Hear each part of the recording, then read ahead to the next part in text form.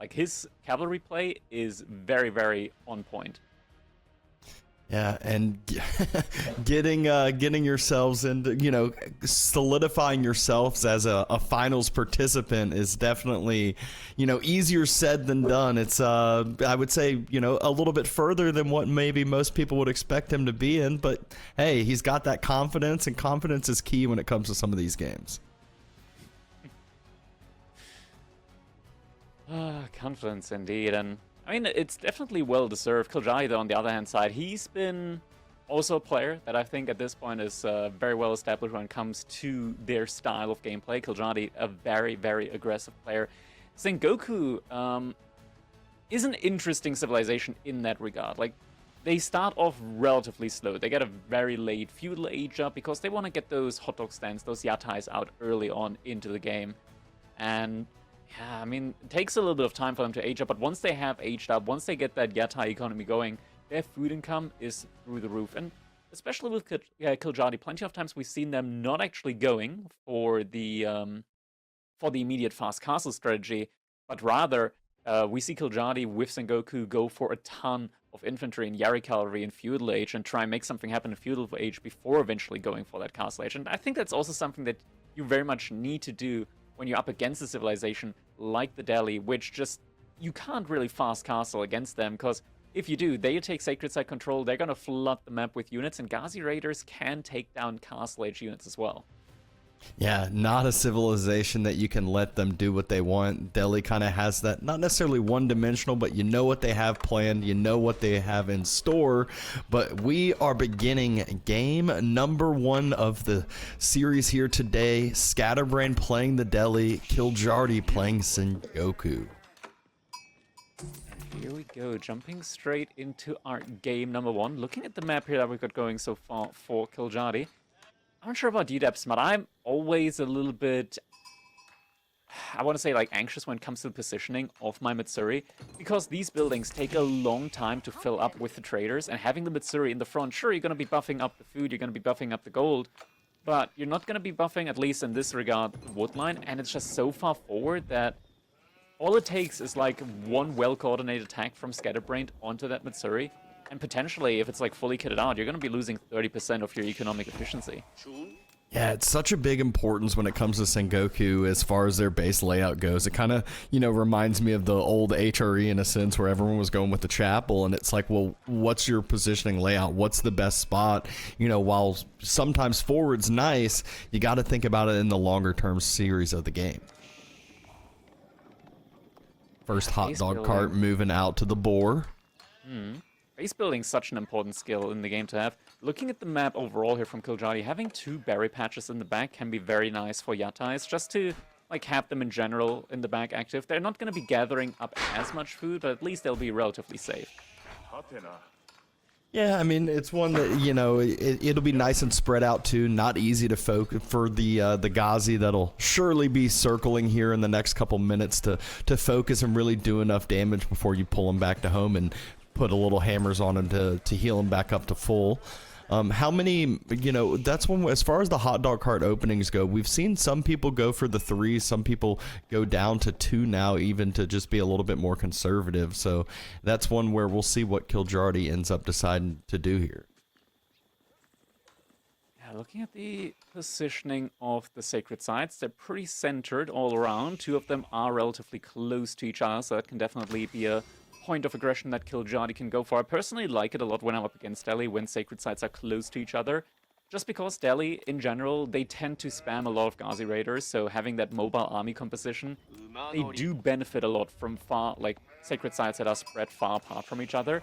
Meanwhile, if you're the opposing player and you gotta, aggress onto the sacred sites, keep them from being captured up, you benefit a lot more from them being relatively close to each other. Yeah, it's very hard to, match those Ghazis with just horsemen of your own, because you're going to be outmatched over time. The Ghazis, Delhi, not only are the Ghazis a little bit stronger, but they have those scholars healing for them. So these high elo players are so good at, taking a little bit of damage, making sure those Ghazis stay alive at a few health, then going on home, and all of a sudden it's going to be a brand new unit here soon. That's the main reason why whenever you take a fight against the Delhi, you have to be sure to actually kill the unit and finish it off, because if you don't, as you mentioned, it's just going to get healed up back to full, and that can really lead to some snowbally moments when it comes to the army count out on the field. Kiljardi has opted for the Ryokan here. Now, the Ryokan has been buffed up significantly recently. It now increases the healing by 4 health every 5 seconds when out of combat. That used to be 3 out every 6 seconds, so a significant buff there, alongside it also giving you that 60 bonus max population spot. And having that healing out of combat gives Kiljardi a very, very good way to combat the healing that Scatterbrained has with the Delhi Scholars. Yeah, we just were hyping up Delhi so much on the healing, and then all of a sudden Kiljardi drops the different feudal age landmark and has some healing of his own to match that and not feel like he will be at such a deficit if he takes some poor fights. Behind this, looks like Kiljardi is on 3 Yatais at the moment, so does have the full Yatai count out there. Scatterbrained after feudal age immediately going for that stable, so Ghazi opening it is. Not a big surprise there. Kiljardi also gathering a lot of wood, getting ready to get some stables going as soon as the age up comes in. Yeah, so, actually, we're seeing the barracks dropped first. Should end up having enough for the stables as well to follow, like you mentioned here. And soon enough, we will start to see units flooding the field, as feudal age will be committed to, at least for a little bit of time here from Kiljardi. Kiljardi respecting the Ghazi Raiders, going for the barracks first instead. But most likely will be following this one up immediately with the stable. I don't imagine Kiljardi's just going to be going for the spears instead. You need some ability. Oh, double barracks! Not what you'd expect here, but you know, Kiljardi, he can always shock us. He can always be that player, and sometimes you want to just flood the field with some spears, make sure you have a few of your position points protected, and then being able to kind of move out and contest the sacred sites. But you mentioned one thing about those Ghazi is just the mobility, the ability to just kind of move out and about and all around, and should make it a lot easier to control the map here for Scatterbrained. I'm a little bit surprised here by the double stable barracks opening. But Kiljardi, he might have a plan here, just flooding the map with spearmen early on, is going to force Scatterbrained to invest into another type of unit here sooner rather than later. Because this is typically what we see a ton of times from Delhi, that even if their opponents go for spearmen early on, with production from just a single barracks, they tend to just be able to outmass spearmen for a significant amount of time. And you can see the Ghazi there were actually ready to take a fight up against that single spearman, but with that double spear production, actually able to get enough spearmen onto the field to make Scatterbrained not be able to take these engagements with the Ghazi Raiders. Yeah, not if those spears are sticking on together. The key that Scatterbrained can try to take advantage of is those rallying spears, but when there's 2 rallying together, it makes it a lot more difficult for these Ghazi, and Scatterbrained is actually following up with spears of his own. I love this play, actually, from Kiljardi. This is super, super smart. Scatterbrained, this is a little bit where the routine is kind of hurting him a little bit. The routine with Delhi is to, if your opponent goes for spearmen, you just add in your own spearmen as well, so you get like horseman spearmen in. But because Kiljardi just has so many spearmen on the field out already, this play from Scatterbrained just isn't going to work. He's never going to be able to flood enough spearmen to keep up with Kiljardi's army mass, as Kiljardi's still pumping out non-stop spearmen. And he can afford it. He's got such great food income with the hot dog stands that he can keep this army pump up for quite a while. Yeah, Scatterbrained doing a great job, though, just being annoying, hitting from one spot to the others, forcing those spears to continue to run around and not actually be able to take these head-on engagements. Yeah, it's spearmen pushing forward, and remember, whenever Kiljardi has a minute to breathe, these units are going to be able to heal up again thanks to the Ryokan. So this is actually going to be very, very good for Kiljardi, these intermediate fights. Even if he gets his units a little bit hurt in between, they're not going to be fully dead. Instead, they're going to recover just like Scatterbrained's units would. So these fights actually looking very good, and Scatterbrained pulling a lot of his scholars now, 5 scholars getting pulled towards the middle. But Kiljardi's army mass might just be enough in order to combat that. Look at how many units are coming in. Now we see another production building come. Wait, what production building was that? Don't tell me it's another barracks. Okay, it is the archer range alongside the Otter clan Taimyo. So it's going to be going for the upgrade on the Yumi archers. And here we see the scholars moved out. The Ghazis are not in position here, so it's just the spears and the scholars for the most part. And there's so many spears from Kiljardi. Scatterbrained cannot take this fight. Those scholars, they cannot out-heal that many spears. Looks like one of the Yatai might be going down here, though. Spearmen are going to be making their way over, but they're not going to be in time. Yatai surely to be going down here, and indeed it is going to... Oh! 3 health? Wow, okay. Yatai able to stay alive and just gonna be repaired now inside of the base from Kiljardi. Meanwhile, Scatterbrained losing one of his scholars there that he did pull forward. Just this massive, massive spearman count from Kiljardi. And Scatterbrained, he still has not invested into any archers. No sacred sites capped yet. And at the moment, yeah, Scatterbrained, he's... This routine, this daily routine... has been absolutely dismantled by Kiljardi so far with the double Rex opening. Yeah, and Delhi, they're known for moving out, taking those pocket resources like we just saw Scatterbrained already on the berries at the bottom. Well, you know, that's very easy when you have the map control, when you're moving forward, taking the sacred sites, giving your opponent things to focus on other than your economy. But Kiljardi, he's been the one that's now kind of been the aggressor. He's the one moving forward with spears across the map, hasn't allowed a sacred site captured yet here at the 10-minute mark.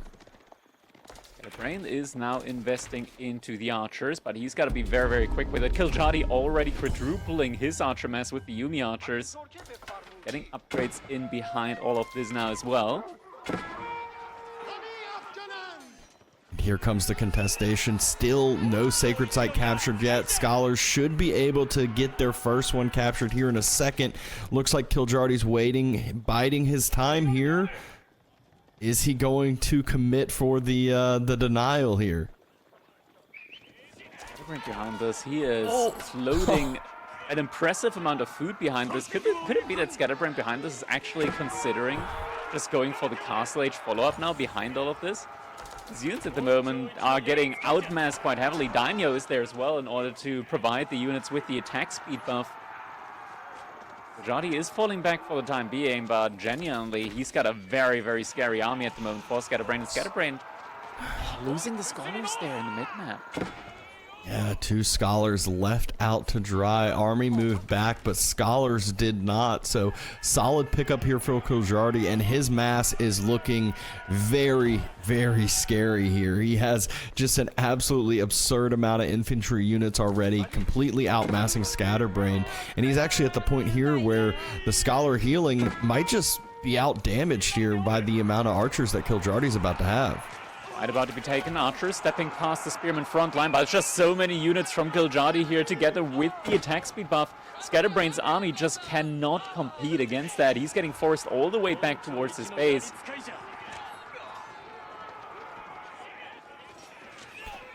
Oh, one lonesome Ghazi Raider finding himself getting completely surrounded. Scholars also once again too far at the front side, gonna get taken down. And this is a fight that Kiljardi wants to take. Again, Delhi has not been able to play their game. They haven't had any sacred sites. They haven't had this map control. The double racks opening for Kiljardi has just proven to be perfection here with this game plan.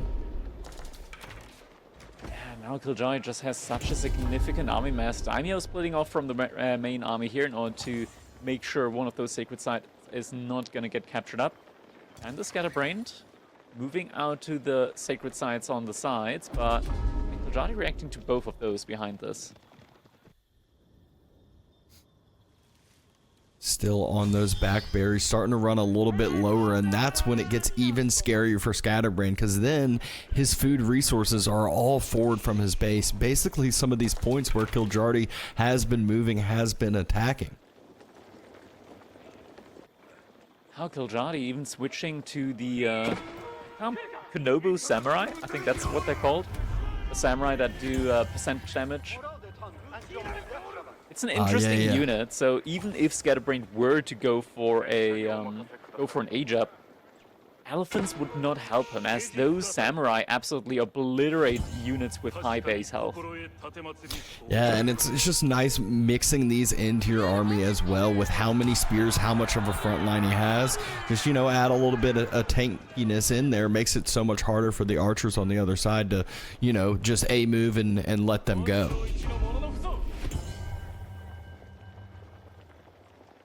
Still sacred sites. Yeah, still sacred side fights are going on. Kiljardi he's kind of stopped massing up, and Scatterbrained doing a great job of now being a little bit more aggressive on the sides on the map.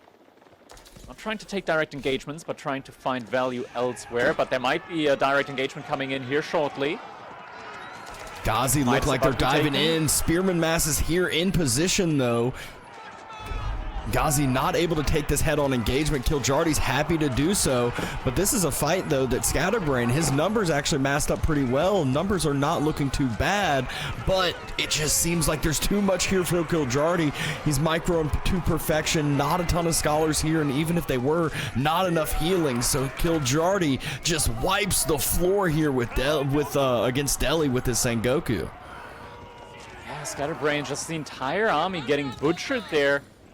The archers, I feel like sometimes during that fight they were just too focused onto the Yari cavalry on the sides and didn't actually get the chance to finish off any of the spearmen at the front side. There's still 15 spearmen alive from Kiljardi at the moment, and he is once again taking control over the sacred side, so making sure Scatterbrained cannot hold these, and behind this actually able to amass a bank of resources to potentially look for an age up at some point in time. Atai once again getting focused down, but at this point, Kiljardi probably not too worried about the Atai at over 1,000 food per minute. Yeah, and he's, just like you said, both players kind of sitting there where they're now starting to bank up a little bit of resources, but Kiljardi, he's putting a bunch back into queue and still halfway to castle, still taking these winning fights. This game, he is in full control of. Scholars pop out trying to do some healing, but Scholars pop out just to go into their own death. Villagers getting sent to the TC for some support of arrow fire. And you're still alive behind all of this, and the Yumi archers, just so many of them there. They don't mind that TC. It cannot kill them quickly enough. The Yumi archers, before they go down, the entire army from Scatterbrained is going to be going down, and now Kiljardi cannot get sent back out of the base from Scatterbrained. Kiljardi behind this, even able to go for the age up, for the castle age up. Scatterbrained economy is still actively working on the sides, but it is now under threat of being discovered, and there it is. Villagers getting found out by the Yari cavalry. Sake Brewery now in production. Scatterbrained without any units to defend himself.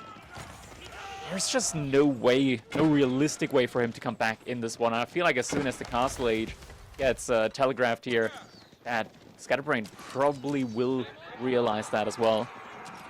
Yeah, the back berries were found out by those Yari cavalry. The whole base of Scatterbrained getting dove upon. He is out on some other pocket food resources, and it looks like Kiljardi might have an idea, sending a few spears over there, sending a samurai over there as well. So not going to be a great position, even though it already wasn't for Scatterbrained here, and this is that devastation we're seeing.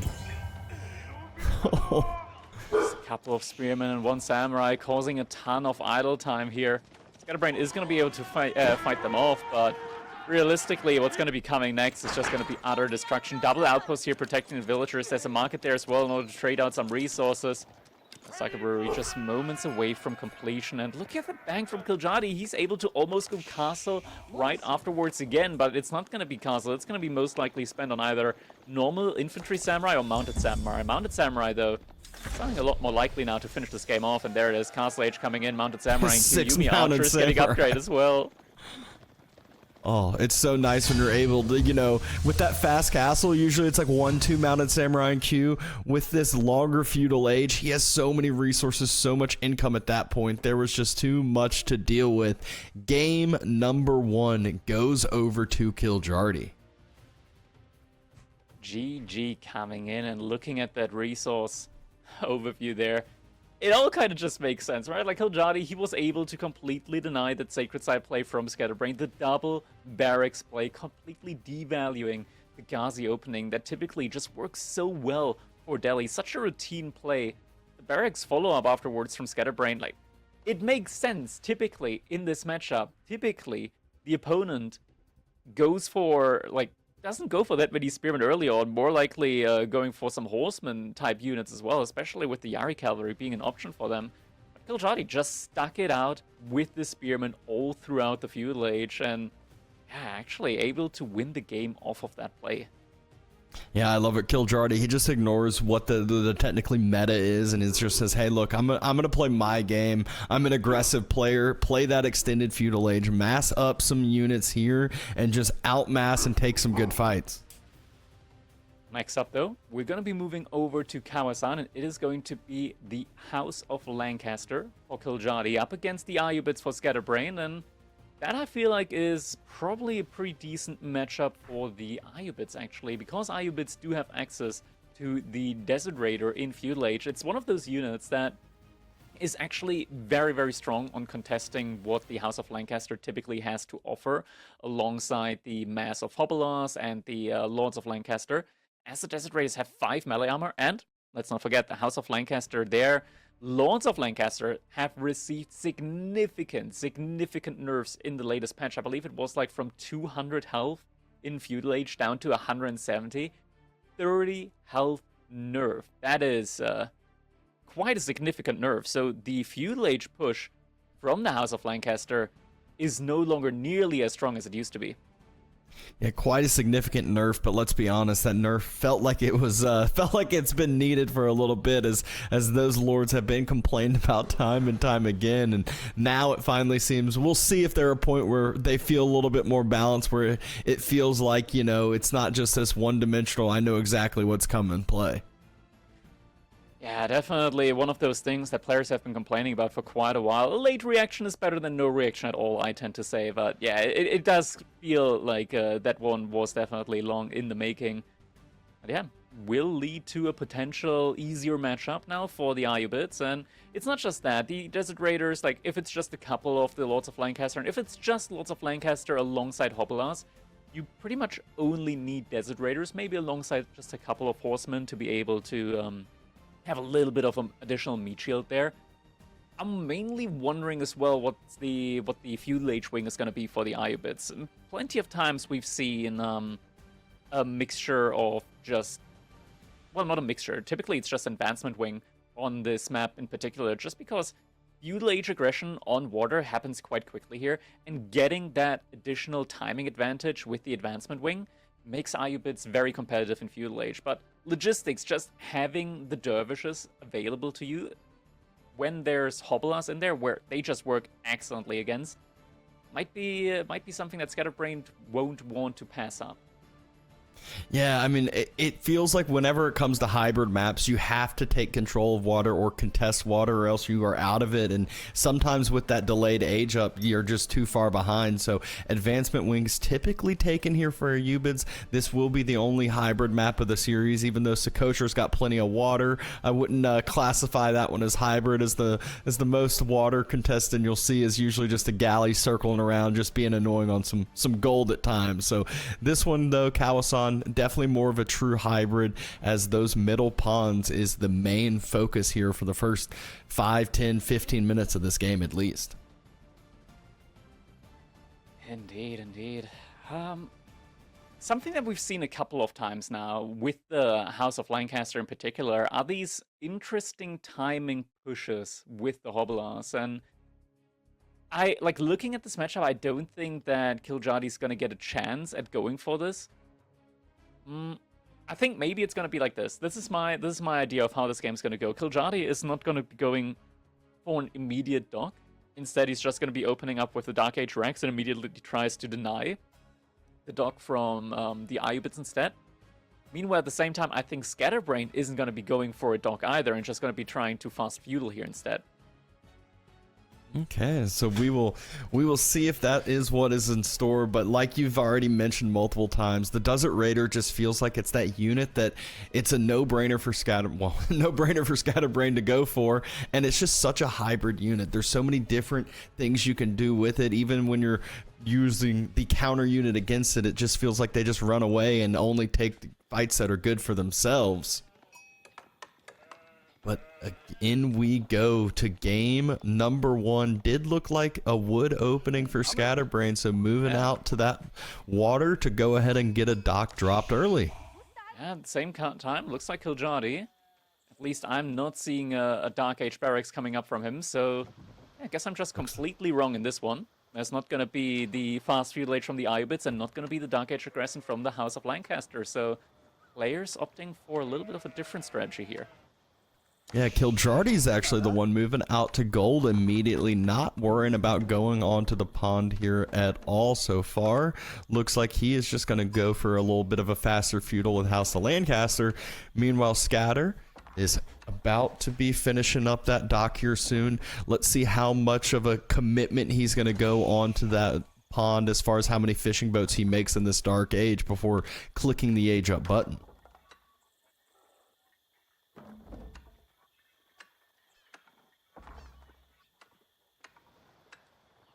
Right. It's now finished up. Getting that cheaper dock, of course.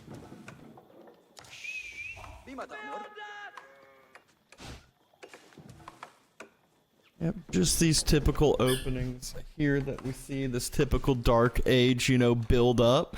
And kiljardi not too far away from aging up himself, but Scatter doing a great job circling with his scout, sees kiljardi already on that gold, so at least has the information that he needs, that knowing, hey, my opponent, he's already going onto that gold. He is going to be aging up here soon.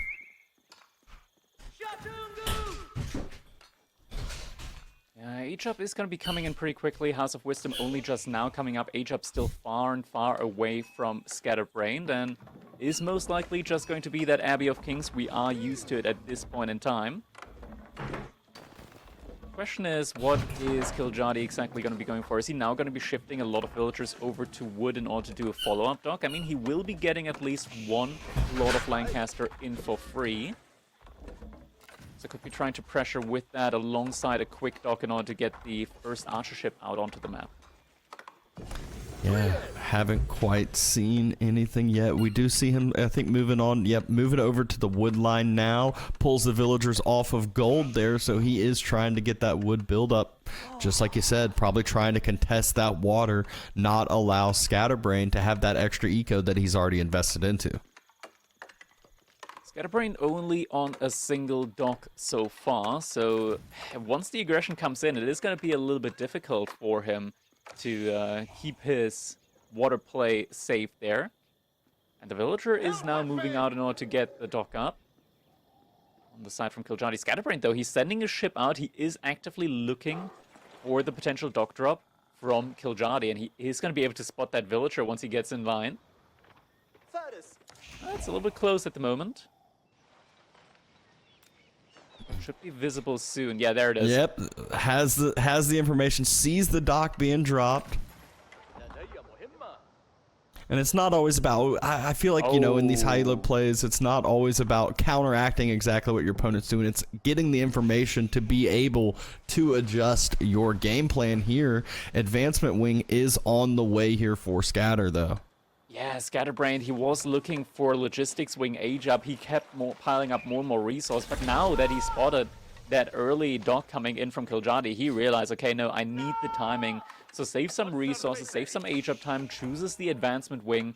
It's going to be coming in a little bit later than the age up from kiljardi, but it's still going to be a competitive timing, and that allows him to keep some semblance of control on water, as he's also getting that second dock up as well. So will, at the very least, have the advantage when it comes to the production speed out on water, and being able to immediately get two ships out. And most importantly, just being able to save some of his fishing ships, as the additional dock is going to give him 3 more garrison slots as well. Yeah, that's what I was about to say. That's the biggest importance in my eyes. It's just the ability to save all of this eco you invested into. With 2 docks too, it makes it hard for the galley to actually choose one spot or the other. So while you do get delayed on some of these fishing boats, you're still able to somewhat gather here and there. And then all of a sudden, age up finishes and the double production comes out. Like you said, you have enough resources already stacked in, as we can see Scatter's bank that he's already been building up, as well as walls to protect himself from any potential feudal aggression here. Yeah, lots of Lancasters are going to have a rough time when it comes to getting onto the gold there from Scatterbrained. Now with the age up completed, you're going to be seeing a Springled ship and Archer ship in queue. Kiljardi at the same time, though, already getting his own Springled ship in queue as well. So this is going to be quite the tough fight out there on water now. Yeah, I mean, Scatter, you know, this is one of those mind games too, though. If he had gone with double Springled ship, it would have been the perfect counteracting move, but you can't do so just in case a demo is already prepped and ready for Kiljardi. And here we go. His galley now, though, is under fire. Galley on the way out. Kiljardi's getting pretty close to losing that first ship. Second ship already low on health as well. We are going to be getting a demo ship now. Follow up from Scatterbrained. Immediately gets the connection in. Great shot onto the Springled ship at the same time. Lots of Lancaster just running it through the base from Scatterbrained. Wants to deny the gold, but Scatterbrained already having that second demo ship up as well is going to be able to immediately follow up with the aggression on Kiljardi's side there as the next Springled ship is going to be coming in. Needs to be careful though. The Archer ship is under threat. He's going to get taken down. Yeah, Archer ship does fall. Oh. And the galley's not paying attention to the demo at all. Just now turns and is able to turn and get enough damage. However, demo pops out for Kiljardi. Fishing boats are close. They're going to go for the healing. Springled ship healed just enough to stay on alive, but there's another Springled ship. There's another galley He's waiting. Here. He gets the healing. He got the healing just in the nick of time in order to survive the demo ship attack. Loses the villager for it, but keeps the Springled ship alive most critically. That was so close. And now that he's got a second Springled ship on out, this just makes it so much harder for Kiljardi. Just being on that one single dock, it's going to be close to impossible now to take back over that water. Every single ship he makes should just get taken down pretty quickly. Not an additional ship in production quite yet. Scatterbrained actually falling back a little bit. Doesn't quite need to do so, at least not with the Springled ships on his side. More engagement, more trade-outs coming in behind all of this. Fishing ships also getting a little bit of the action when it comes to trying to get sniped. Demo ship now in queue. Kiljardi needs to make something happen with that next demo ship, else it's going to be very tough for him to keep competing on the water. But the Springled ships, they're quite close to each other. Kiljardi is baiting them in. Demo ship's coming in! Scatterbrained. Oh, it doesn't get a connection onto the lower health one. Scatterbrained could have pulled it back, but doesn't get enough range in time. One Springled ship falls, but Scatterbrained now is at the point where Kiljardi lost his last ship on that pond. Looks like Kiljardi going ahead. He's given up on trying to contest this pond. He is now docking on the other side. Lots of Lancaster behind this are grouping up in front of Scatterbrained space. Not a single land unit out for him quite yet. Does have a couple of walls just to make it a little bit harder for those lords to find any connection there. Yeah, now Scatterbrained, he's been able to keep his water economy going throughout all of this. Kiljardi now starting to work on his water economy. Oh, demo ship looks like it actually managed to finish off the Springled ship there. Not sure if Scatterbrained's going to reinvest on water with another Springled ship. That's going to be quite costly for him, but it might be necessary if Kiljardi chooses to invest again. Yeah, there is another Springled ship in queue now. Yeah, I mean, I feel like you just have to, just because you don't know what your opponent has queued up in that dock. You never know what is popping on out. Looks like Kiljardi has another galley, so the Springled ship is going to be a necessary investment rather than just being able to double, triple down onto this fishing economy. And Scatterbrained actually cancelled the Springled ship. He assumed that Kiljardi was not going to be going for an additional ship here, but yeah, Kiljardi actually going to be going for that, and now that demo ship might actually be going down. Oh, a little bit of a housing situation. Yeah. Scatter will at least have the fishing boats to do some mass healing, but Galley able to get right on top of that demo ship and immediately takes it on out, even going ahead being annoying to that fishing. So Scatter is forced to re-queue up a Springled ship. Galley almost immediately taken down though. Yeah, both players now queuing up an additional Springled ship. Scatterbrained choosing to go for some Desert Raiders, but look at what kiljardi's doing behind this. He has only committed to the Lords of Lancaster, and behind that is trying to go for a quick age-up follow-up play. And you know where he could be placing that white tower? Right in the middle of the map, next to a large gold vein? Why is it spawned in the middle? That's unusual. The large gold vein spawned in the middle of the map here, next to a boar as well. Oh, Dapson, that could be the perfect white tower spot to go for. It is definitely a lovely spot. Has the 4 lords to try to protect him, but Scatterbrained, he needs to get information, needs to get the knowledge of this, because he does have some Desert Raiders in queue. He has archers in queue, has horsemen in queue. This timing is very, very crucial for kiljardi to be able to get this down in time.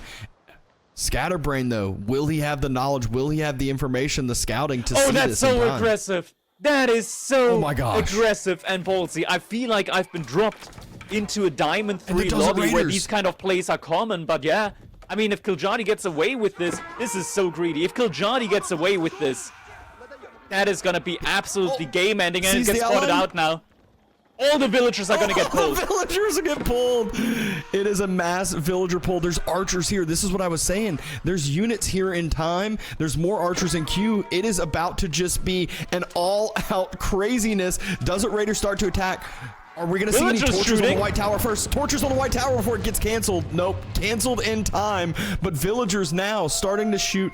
This is all-out warfare. Villagers now becoming military units, but they know they're going to fall. kiljardi, did he just overstep? Did he overplay his hand here with the white tower?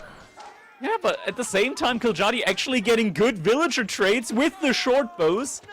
Miraculously, actually trading out not the worst at the end of it all with the idle time. But there's about 5 more villagers that should go down for kiljardi here. Yeah, it doesn't end up being that great for him at all. There's another white tower placement coming in, but is there anything even working on it? He cancels it. He has to go. Yeah. That was too greedy, kiljardi. And can you even do this at home? Like, if I'm Scatterbrained after that, I'm just headed straight for the base. To be fair, with enough villagers, like, the Desert Raiders actually low-key kind of getting countered out by the English short villagers, but it's not going to be an easy one. He might lose some villagers there to it, and yeah. The Desert Raiders are fairly low, though. Desert Raiders are low, but even more villagers going to start getting taken out. And this is just, again, a delay on the white tower. 1 more villager falls. The short bows are doing significant damage, though. Desert Raider will go down. And the white tower should be secured here. Has this given Scatter enough time? Because there's still a timing push for kiljardi here. Ayyubids, they already did the advancement wing. Their age up still is going to take a good little bit of time. And kiljardi could try to take advantage of this. Already has 4 lords out again. Yeah. kiljardi, he was just so greedy with the initial placement of the white tower. Scatterbrained behind this now is actually getting close to having enough resources to go for his own age up. Will need to be going for the reinforcement wing. I don't think you can comfortably go for logistics. I mean, he can't even go for logistics. He went advancement first, so logistics wing is not an option. It needs to be a reinforcement wing from Scatterbrained, and that is exactly what it's going to be now. Scatterbrained will be getting some additional Desert Raiders out into the field, exactly what he needs against both the Earl's Guard and the Knights that are going to be coming in from kiljardi next. Yeah, and those few extra archers he has, he's going around trying to find some sort of eco damage, knowing their use has served its time. There are Knights about to be on the way, Earl's Guards about to be on the way, so they will not be doing too much damage here in this Castle Age now.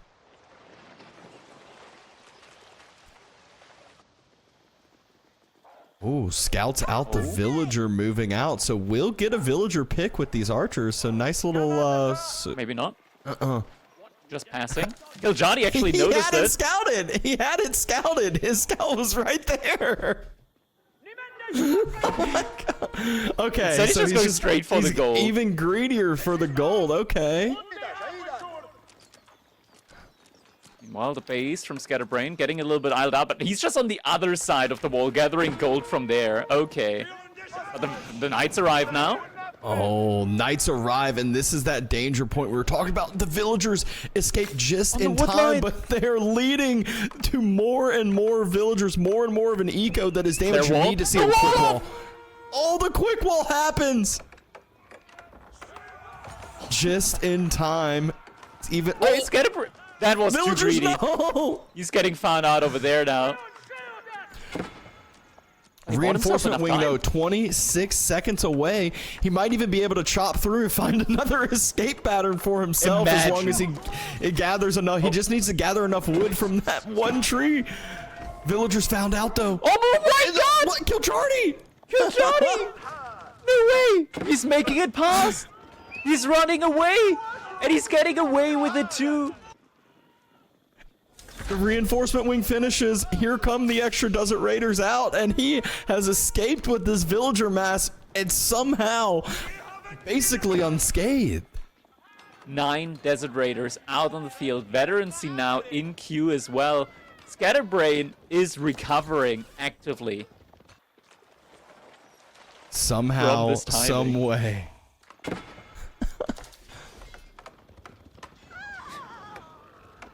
More Vil going down. 2 more Vils, okay. Kiljardi kill maxing in the wood line. Yeah, finally getting some damage down. Gate about to be destroyed here. A lord about to fall as well.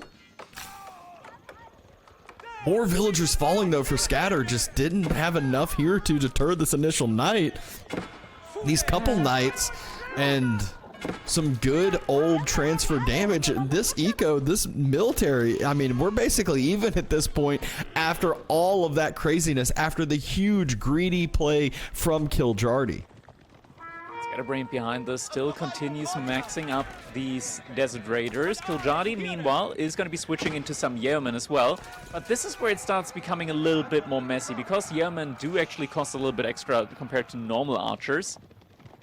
I feel like maybe Scatterbrained can actually just outmass the Yeoman, and this is kind of crazy, Dabson, but for some reason they made it so that the attack speed on Desert Raiders, just baseline, in the range form, is very, very good. They, unironically, easily outclap any ranged unit in the game, and yeah, this is why, at least in team games specifically, in the late game, Desert Raiders can be quite a pain to deal with.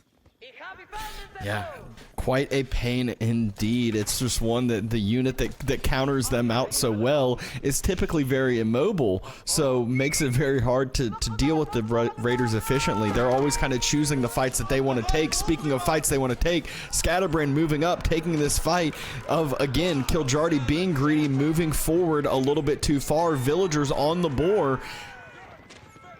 Oh, and Scatterbrained, he's just going to be running around. He's still going for the engagement. Look at that. The Desert Raiders just easily taking the trades up against the Yeomen, sniping them down quite quickly as well. And reinforcements coming in. It's not just double Desert Raiders. We have Camel Lancers coming through as well. So going to have that tankier front line. Individual fights being taken, and a potential Wololo coming in as well. Instead, now it's just going to be healing, but healing is good enough. Alongside the Wololo does come through. Villagers having to run. God. What is this game? So many Desert Raiders coming in. Not Desert Raiders, Camel Lancers coming in. Yeah, the Camel Lancer reinforcements has massed up so quickly. Scatterbrained all of a sudden is having the military number lead, and he's having the more expensive military as well.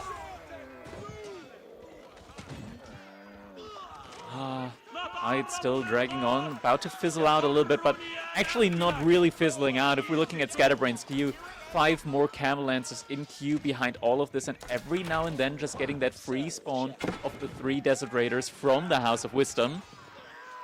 That can really reinforce your army.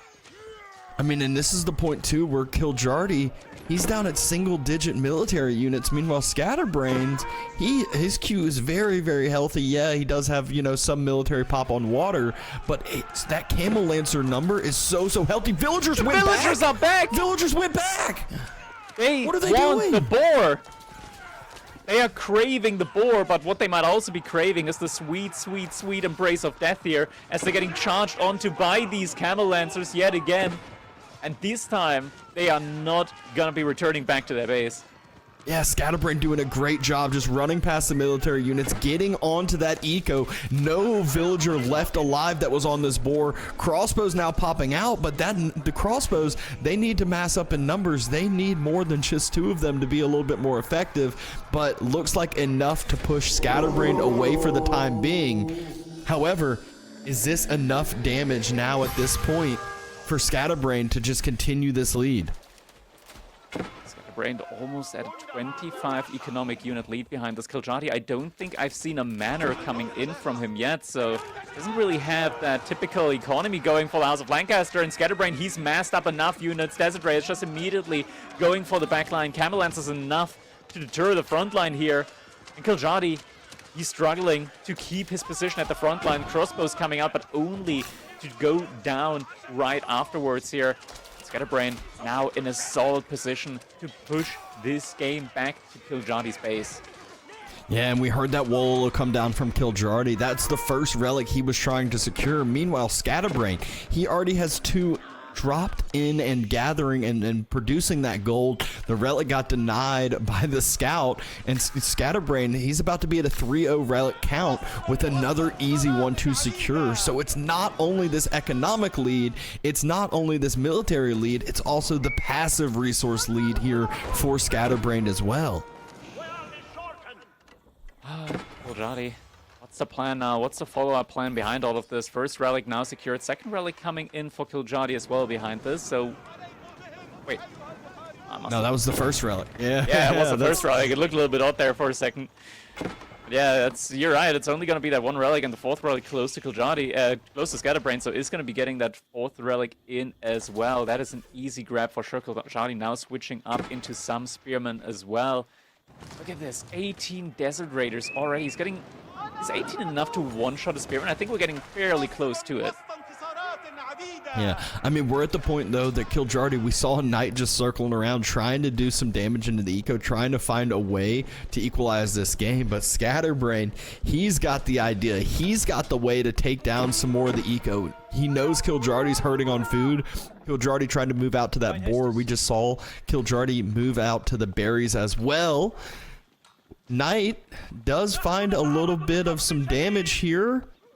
And by damage, it's just a little bit of damage. No actual eco losses yet, and I'm sure there's going to be some camels to deter that knight away.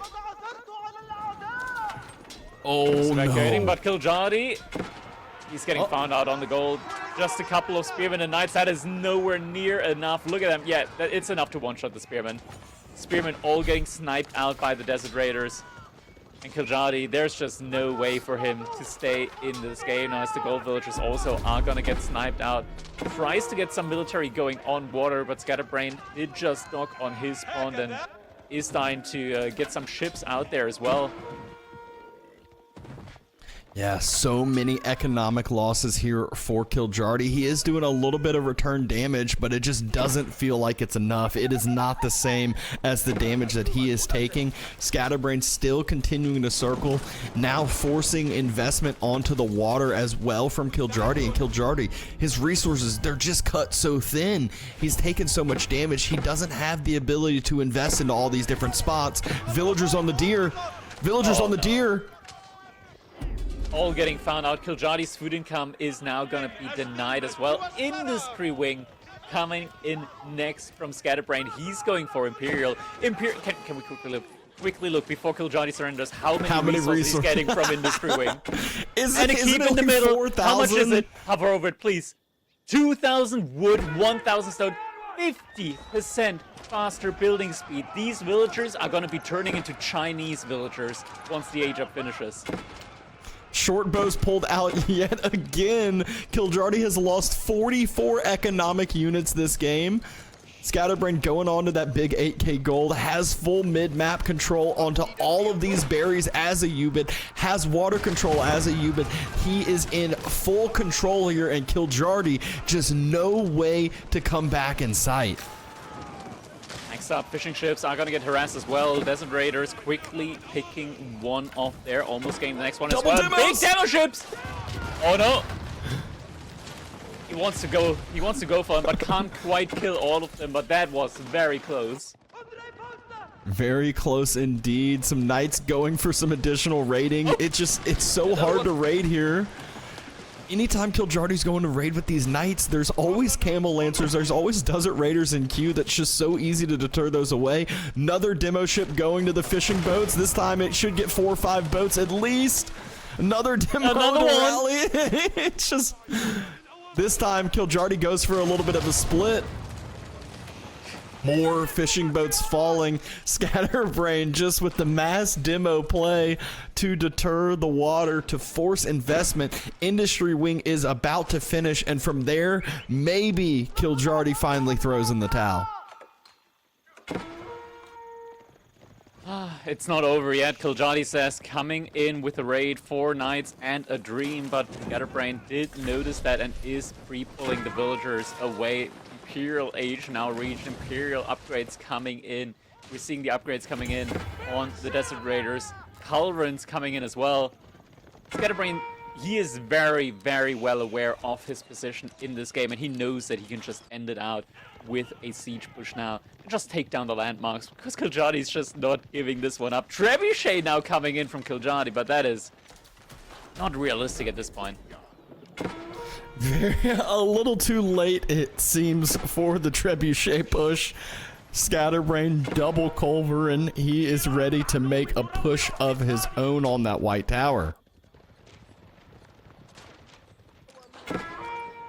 Still has the Sacred Site security. The Sacred Site's ticking, although that is not his win condition. Scatterbrained should be ready to end this game soon in Imperial Age. Upgrades starting to come through. It's the first Culverin now. 2 more in queue right afterwards. 11 Desert Raiders in Q2. He is just doing that Imperial Age Desert Raider play where almost just acting like they're going to be horse archers over here. They are. At this point, they most certainly are, and they're getting all the scaling benefits that come with it as well. More raids coming in on the gold, even more villagers going down. 2 knights and a dream still going for the raids. 2 knights and a dream indeed. Spearmen trying to push up, trying to do some sort of damage, trying to dive on top of those Culverins, on top of the Desert Raiders. Maybe Scatterbrained isn't paying attention, but he has a keep right there. He has a bunch of villagers right there. Culverin taken down to about half before it's starting to get repaired. And just so many villagers, he's going to be able to out-repair the damage done.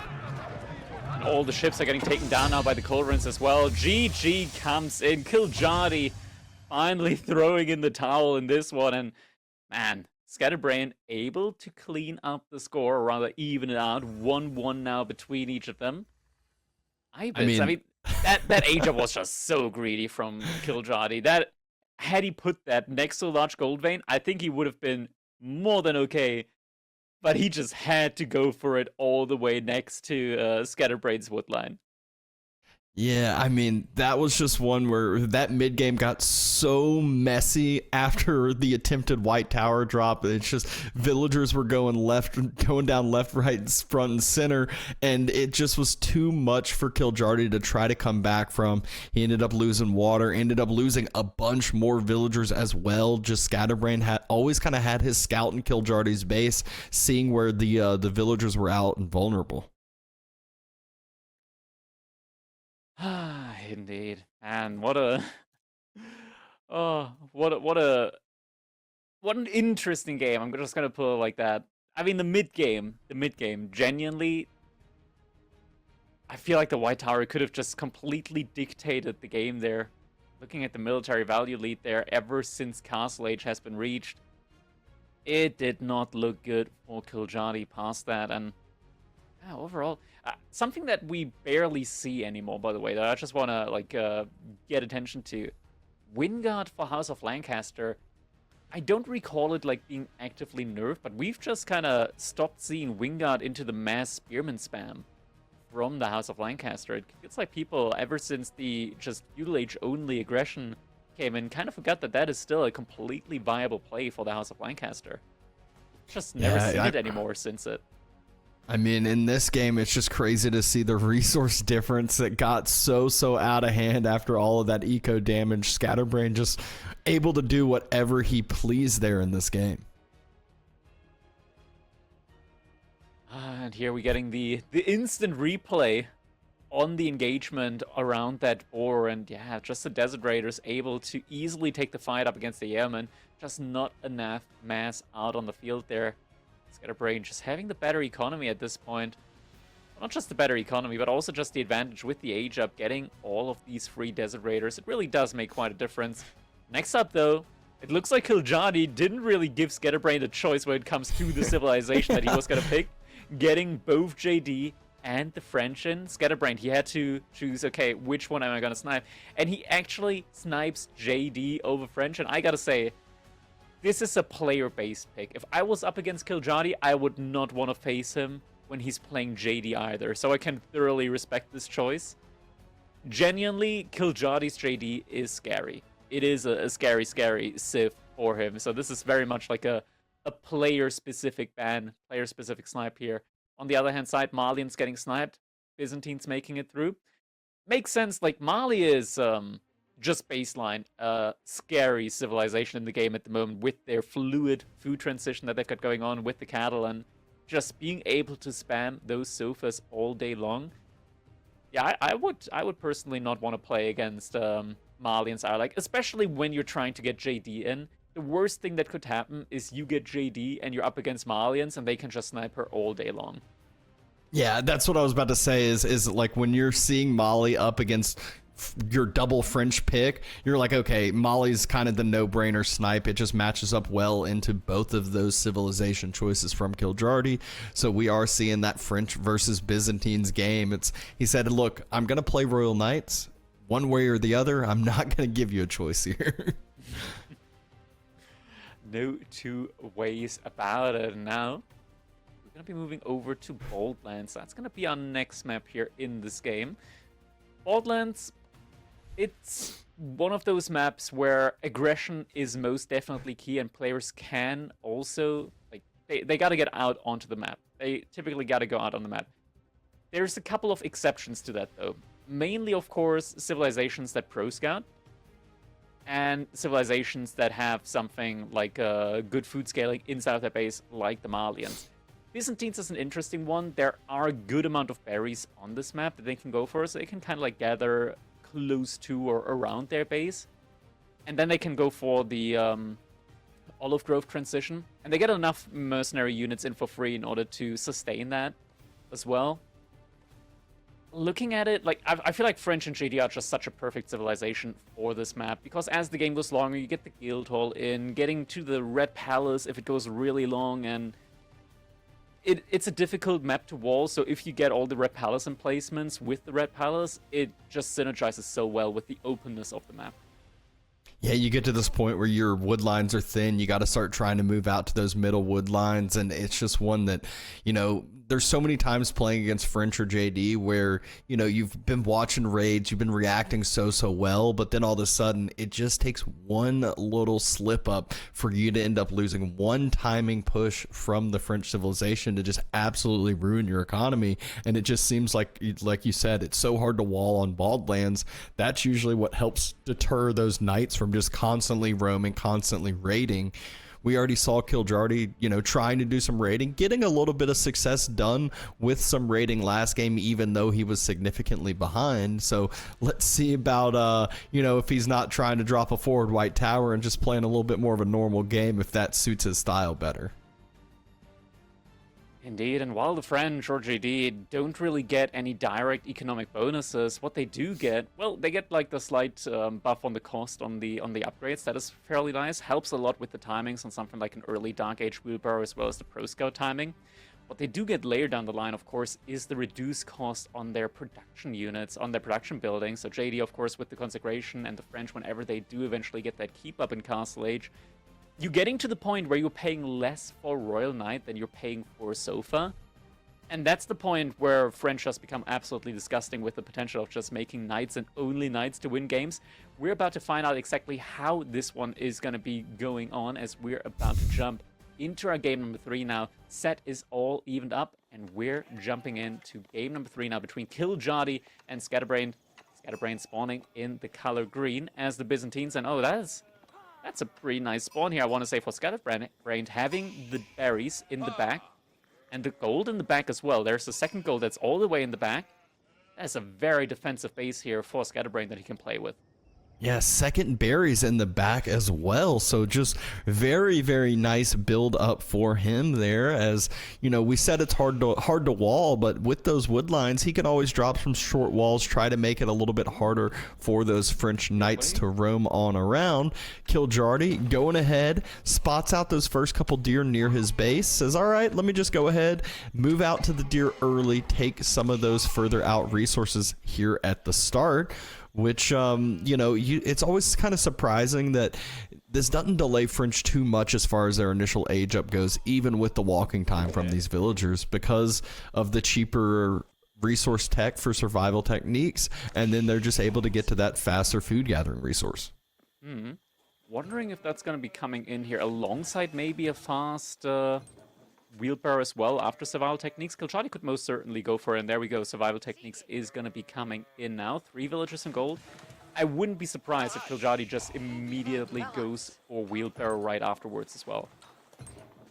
Yeah, you can always just give yourself that, again, you're not delaying yourself too much. Byzantines, they're trying to be dropping their cisterns, get that water level raising. Well, this is your way to kind of equalize some of that eco bonus that your opponent's going to have in your own economy.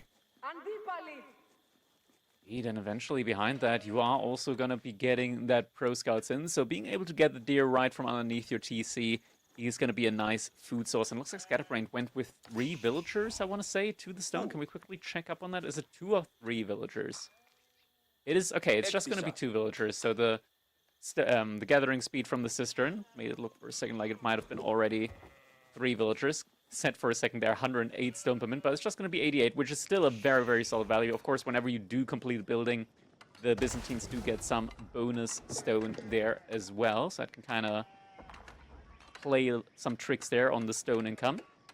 And School of Cavalry now going to be coming in. I'm still thinking that kiljardi will want to go for wheelbarrow very, very soon, just because he already sent villagers out from his base, and whenever you do that, you're even more incentivized to getting that wheelbarrow in early, as then when you walk a lot with the villagers, getting wheelbarrow, just that extra movement speed, just makes so much sense. Yeah, and it could allow him to just, you know, maybe be even more aggressive, go towards the deer in the middle sacred site after he finishes up the deer himself, since he's going to have these knights out, since it takes a little bit of time for Byzantines to get their mercenary units, and sure enough, there is the wheelbarrow investment from kiljardi, much needed. Behind this, Grand Winery now on its way from Scatterbrained, also about ready to get that cistern level 3 going in just a second. That currently already sitting at a 14% bonus economic efficiency, about to be 18% once that level 3 comes in. Yeah, this is really one where that water level raises. They just have that pseudo chapel bonus economy themselves. Lovely position for the Grand Winery as well. And there is that little short wall that I was actually expecting Scatterbrained to drop. So, like we said, walling very, very difficult on this map. But anytime you have a wood line that's close to the edge of the map, it just makes it a little bit easier. You're saving yourself some wood, and it just kind of corners those knights in where they can't circle, they can't run around constantly. They might have to run through TC, get some arrow fire, but more importantly, run past something that is going to give vision and knowledge and information. First knight now in queue, already halfway finished up, so we'll be getting some aggression over on Scatterbrained's side soon. Scatterbrained still with only 3 villagers on the Grand Winery, not rushing it up too quickly. Will want to get a barracks up as soon as possible. There is that 3rd water level now. Meanwhile, knights starting to roam, starting to move out onto the field. First knight, though, being tracked perfectly by the scout. This is one, anytime you're playing the French, you see their age up come through, you always park your scout right in front of that school of cav, and you're just waiting till the first knight pops out, and you are following it to wherever it's going to go.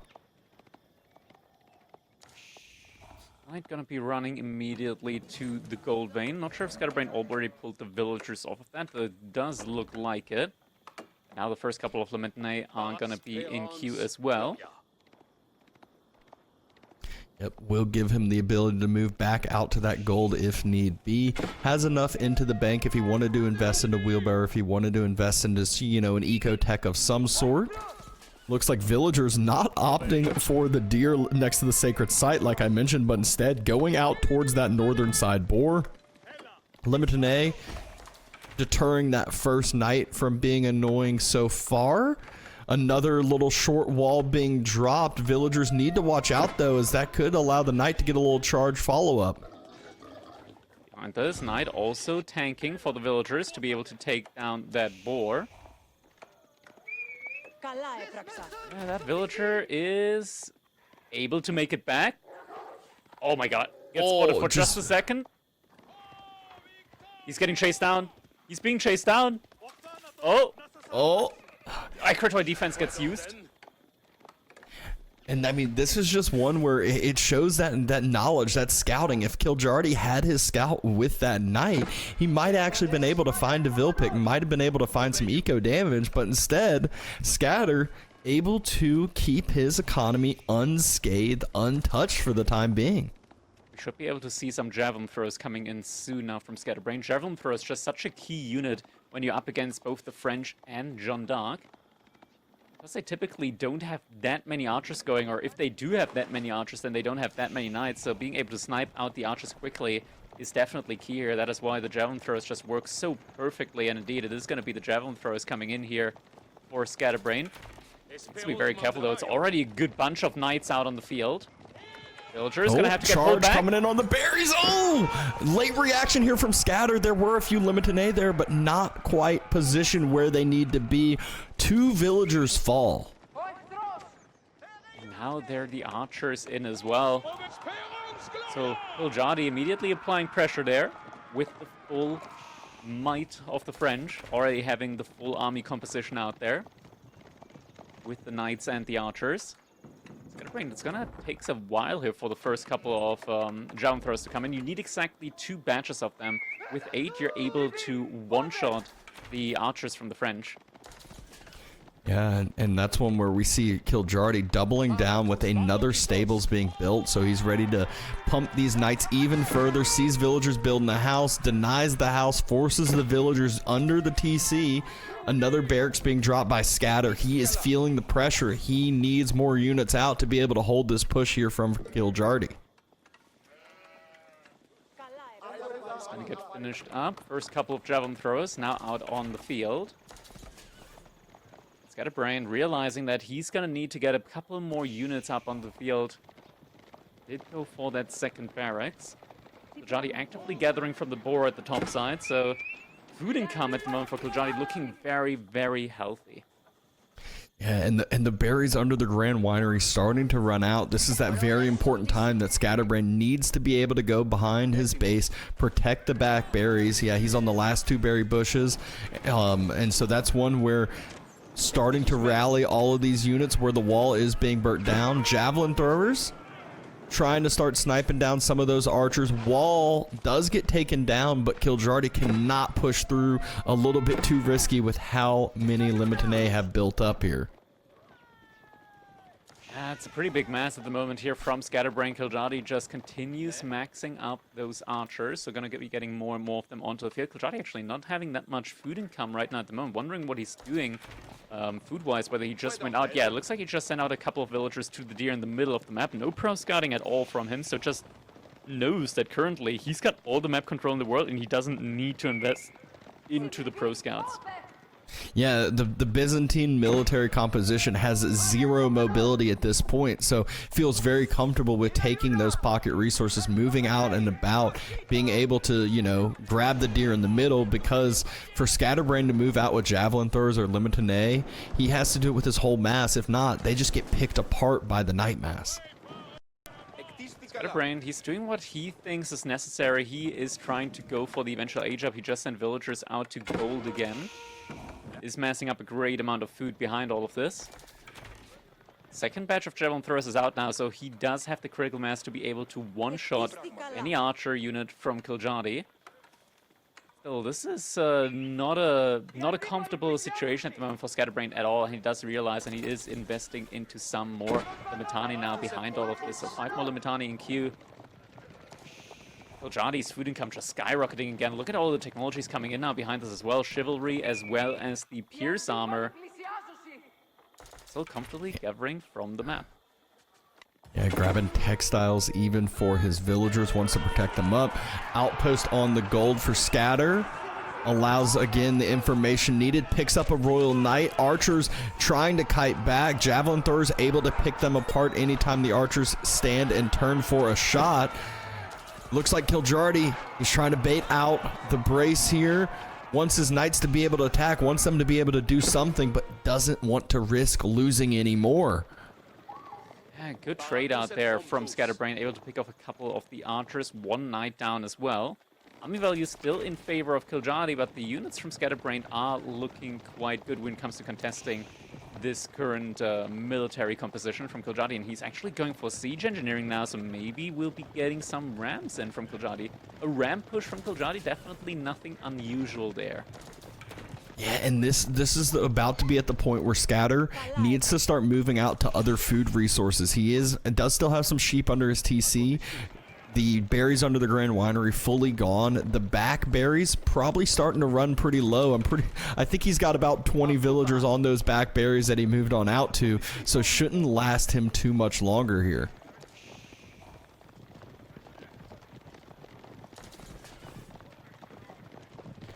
kiljardi just being delicate, not taking any fight, not trying to overstep at all, but this is giving Scatterbrained the confidence to start moving out. You can see that green blob moving across the mid-map. He feels comfortable enough to start making a push here. Scout did see that. Scatterbrained realized that has been seen, but is moving back again. Yeah, this is one. Yeah, it's so risky moving out when you're playing against French, because you never know when French is just going to say, okay, this is going to give me enough time to send 10 knights to your base, 10 knights to your economy, and just run rampant. And I believe Scatterbrained was about to start moving out to that mid-map food. Instead, kiljardi, though, he's diving behind the walls. This is so risky because now your knights can get blocked in. Your knights can get into a spot where they don't really have a clean escape. Very easy to corner them. Villagers running out through the walls. Rams being dropped, though, as well. Javelin throwers. I don't think they quite saw the rams being dropped. I think they did. I think they saw it. Knights also just running around. Villagers jumping inside the outposts. Yeah, he definitely saw this. Able to get some good picks on the knights early on here is so important for Scatterbrained. So much idle time, though, caused by this knight circle there from kiljardi. Has Scatterbrained on the back foot. Fight looks like it's starting to be taken. Some knights circling around the back after doing their raiding, trying to pick off some more villagers. Looks like there were a few more villagers that went down. Full fight being taken. Knights on the front side taking the fight against the Limitane. Archers helping out. It is thinning the herd very, very quickly. We're about to be at the point where there's going to be more knights than Limitane on the other side. Scatterbrained bit off a little bit more than he can chew. Is not going to be able to defend this push for it fully. I'm not sure he did. I'm not sure he did. All the knights were low on health, and suddenly they all got taken down. Scatterbrained survives the deadly push. It survives indeed. There were a few more knights on the back side. So many vills.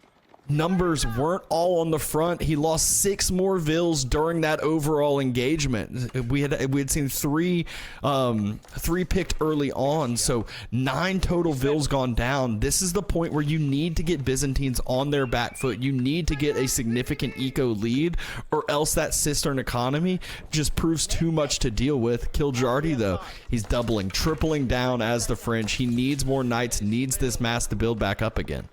His economy is still looking very good, and he does know about this food gathering operation out here from Scatterbrained. He does have a scout right next to that neutral market, so is completely aware of that.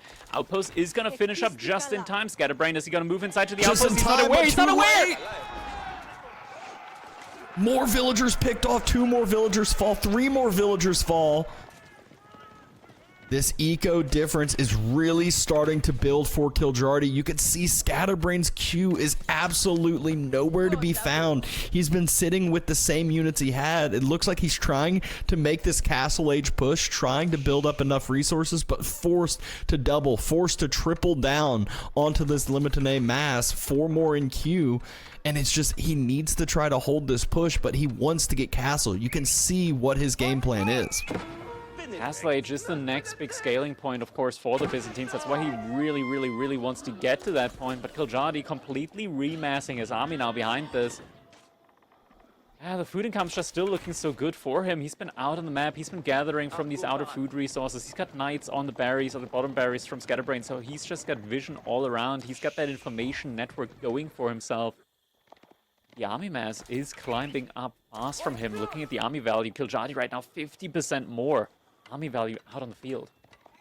Yeah, and this is one where, like, sometimes you feel pressure to make some move, to do some eco damage as the French, but sometimes you can be patient, because Kiljardi's at this point now where he's done a ton of damage. He knows that Scatterbrained's slowly going to be running out of these food resources on that front food, on those back berries, and there's just not much food that is safe and secure for him left. Another villager pick, almost another one, so 13 total vills have gone down. Again, pushing up for the front side food. More and more idle time being forced here. Limited moving forward. It's just, is there enough of a mass here? Scatterbrained, he's forced to take this fight. He can't take this fight even with 2 fat towers defending himself. Kiljardi has enough of a mass. So many knights out onto the field, and the Limited number is in single digits. They're trying to defend the javelin throwers, but they're having such a rough time here as the Limited just getting absolutely destroyed here at the front line. Knights now just running rampant. Javelin throwers jumping out, but the Knights there to greet them. A couple of shots coming in, only a couple of archers going down, and now base from Scatterbrained is falling as Kiljardi is taking full control over it. All the javelin throwers going down behind this, and GG is going to be coming in. Kiljardi once again taking the lead in this set. Solid gameplay there from Kiljardi. Just took it a step at a time, took it nice and patiently, poked and prodded throughout. It's like, I feel like whenever you're watching French play, it's you know, yeah, you might get a villager pick or 2 here and there, and all of a sudden you look down and it's 17 eco kills to none by the end of that game. Just such a big difference that Kiljardi was able to make over that time. Indeed. It's just every little bit. Kiljardi's so good at it when it comes to like extracting value from his units, from these individual units. And right here, just sending all the knights through Scatterbrained space. It was such a risky play. But not only did he manage to get away with the majority of the knights, but he also managed to get 6 kills behind all of that, 6 economic kills. And all of this value just hemorrhaging at Scatterbrained's economy, making him unable to keep up with the production from Kiljardi in the end. Yeah, Scatterbrained just never able to get that Castle Age up like he wanted to. Every single time he started to build resources, it started to kind of look like he was going to be close to being able to drop an age up. That's right when Kiljardi started to push forward a little bit, gave Scatterbrained the vision and knowledge that he needed, that said, oh, okay, I cannot age up. I need to double down into units here. And now, Game 4 ahead of us. We've seen some messy games so far this series, and Socotra is a map that usually is known for some messy games as well. JD sniped out yet again, though. Scatterbrained does not want Kiljardi to be able to play one of his main comfort picks. He's been trying to get JD for a while now. Instead, is going to be getting dealt with Tukluk, and Tukluk, they've been receiving numerous buffs in the most recent patch. They've been looking absolutely stellar after that last patch, so it's going to be interesting to see how Kiljardi is going to be able to utilize that civilization on a map like Socotra. Socotra tends to be very map control focused, as it is a rather small map, and having access to something like the Tukluk Fort, which did receive some of those buffs that we mentioned, just a lot of synergy potential there. So I'm surprised that Scatterbrained took the risk of letting Tukluk through with his HRE as the answer to it. Now, HRE, early economy, you still have that inspiration. It doesn't feel as strong as it used to, But yeah, it's I want to say that I think maybe HRE has a decent chance here, but Tuklak with all the buffs and especially on this map is looking like a tough opponent to beat. Yeah, a tough opponent indeed. We're seeing some updates on some of these scores behind the scenes. Sounds like a couple of these other series have had some excitement there so far. Yeah, indeed. I'm not sure if we got the bracket overall view set up at the moment, but we can quickly take a look at all the other sets that are going on behind all of this right now. We don't have the most up-to-date scores on all of these, but we can give you the updates there ourselves. Vortex has managed to beat Skull Devil 3-0. Kiljardi vs Scatterbrained is going on right now. Kiljardi leading that one 2-1. Beastie versus Miyamaika is going to game number 4 now, as Beastie is leading 2-1 up against Miyamaika. He managed to get a game off of Beastie there. And Numedan leading up against Lucifron 2-1 there. Yeah, some a lot of times in these round of 16s, you expect some close games here and there, but overall with the series, there's usually quite a few 3-0s, but almost every single series, not just going to 3 games. We're seeing some battling. We're seeing Numedan, have a lead up against Lucifron, which I think is going to be kind of a not necessarily a big shock, but he's been playing great here these previous couple weeks. And will he be able to get that foot ahead, get himself into this quarterfinal round to potentially play against Beastie? And we've just had Beastie vs Numedan play a couple of games yesterday in the Crack Cup as well, and I gotta say, like, Numedan's been looking fitter and fitter in that regard, and I feel like, at the moment, Numedan's definitely a player that can even take games off the top 8, I want to say, in the game, like, maybe even the top 5, and yeah, he's been looking very, very strong, so definitely not a player that I would rule out, even against an opponent like Beastie. Yeah, so definitely some excitement there on the rest of the bracket. Obviously, top side was still, they get delayed. They gotta wait and watch around for a little bit before their games begin. But some exciting series up top there. Broadcast, we will be checking Demu Valdemar, casting that after this one. So I know that is quite an exciting series. Fun names to match up against each other. Fun games to cast for sure. Yeah, definitely a lot of banter between these two there as well, so gonna be an interesting one to watch out for. I'm personally very excited to see how that one's gonna be going. Valdemar looking very strong as well. He's been mostly specializing in these timing pushes, and yeah, Valdemar's a very timing push-oriented player, and Demu is a very, I want to say, defensive, greedy, macro type player with the also occasional, like, he definitely knows how to throw down. Demu knows how to throw down in chaotic games. That's where he kind of shines as well. So this is definitely going to be an exciting matchup. I can't wait for that one. But we're still not out of this one yet, as Kiljardi versus Scatterbrained game number 4 is about to begin in roughly a minute. And yeah, I mean, HRE versus the Tuklak there. I really feel like Tuklak can get caught out by the HRE if Scatterbrained goes for like a mass army timing there.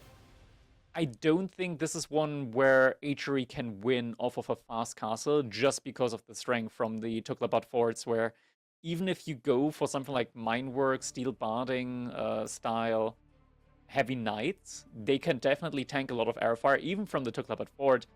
I'm not sure if it's going to be enough, especially with a mass spearman defense there to boot. Going to be interesting to see how exactly that one's going to be playing out. Map control is just so important on this map in particular, especially with the early boar. I think the early boar should definitely be going over to Scatterbrained, just because with the early prel that you have, like early healing, he should definitely be able to take control over the early boar. That can already give him a lot of tempo, and Scatterbrained isn't really incentivized when it or rather Kiljardi isn't incentivized when it comes to denying that, just because Tuklak can't gather from the boar in the first place. But giving it over to your opponent baseline, I think he will want to at least do some sort of denial there. Yeah, there's so many Socotra games. It's just started out by the early boar in the center, usually an outpost to follow, and then usually later on you'll even see a wall in front of the outpost, just to make it so hard for your opponent to move through that middle map, kind of force him on one side or the other. But enough of that. This game number 4 about to begin here. All of it on the line with Kiljardi leading 2-1 here. And here we go, jumping into our game number 2. We've got the HRE moving forward, of course, towards that board. Looks like Scatterbrained is able to lure that board towards his villagers. Kiljardi did make the effort of trying to deny that board from going over towards Scatterbrained's side. And the healing coming in from the Prelate, able to keep all the units fully healed up. And yeah, Scatterbrained able to take control of the board there. Great food income for him here early on in the game. Gathering from a boar with the inspiration, that is some awesome food economy for him.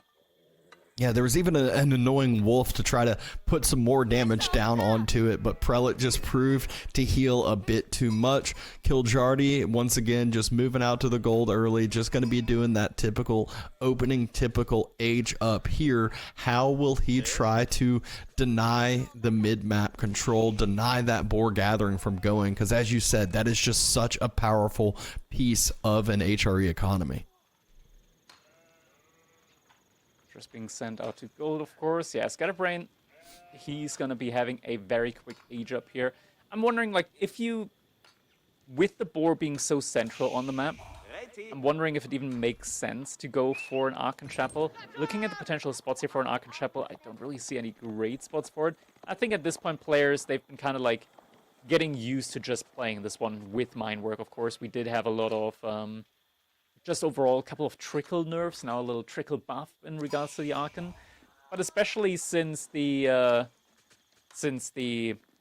introduction of the unique upgrade on the monasteries, the Cistercian churches, I think it was, that came in for the HRE, where you're now able to utilize basically any monastery as an Archon.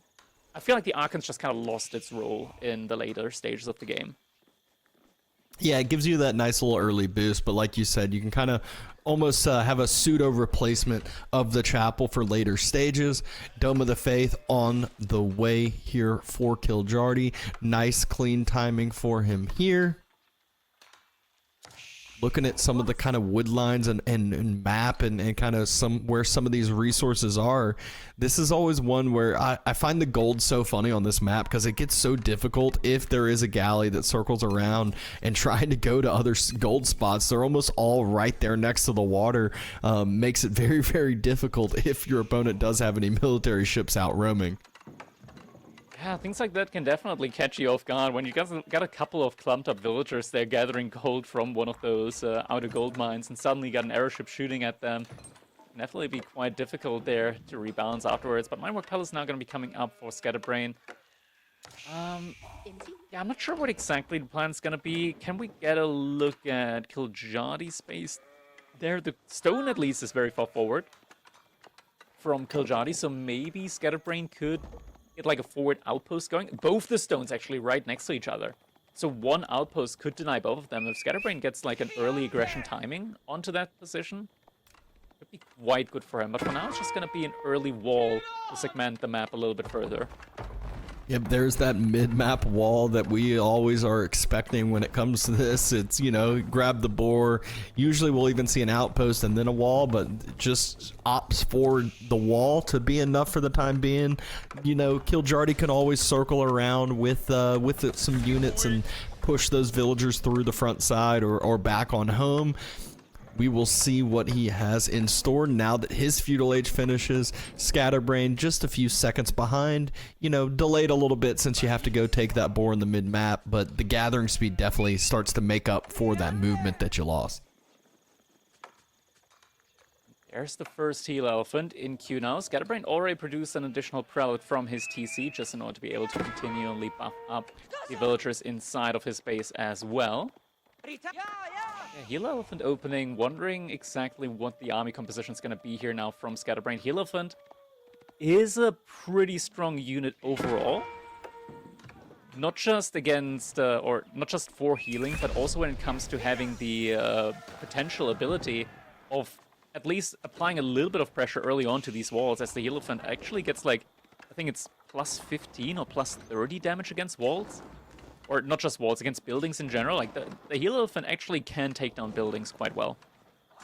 And we see a proxy pseudo-proxy barracks being dropped in this mid-map for Scatterbrained. The healer elephant is already arriving, though, at that barracks. Scout almost gets taken out, getting close to getting taken out. Ugh, shivs get pulled and just quite able to escape. The healer elephant matching that prelate healing, and actually prelate being forced on away. There we go. Spearman now makes its debut there. And as long as there's just one heal elephant, he's not going to be able to heal himself up. But yeah, the Spearman has to be careful. The damage that comes in from those tusks is quite deadly. There's the second one now. There's the second one indeed. Going to be able to heal up the other healer elephant back to full. Second Spearman is out, though, so currently just some spears versus some healer elephants, but Fort dropped in front of that stone.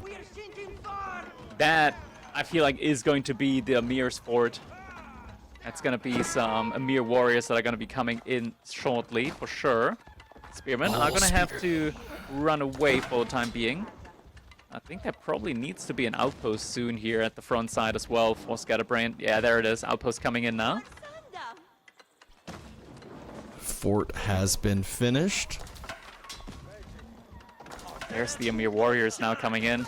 Now, the thing with the Amir warriors is that they're only strong when they're very, very, very close to the Tuklabad fort.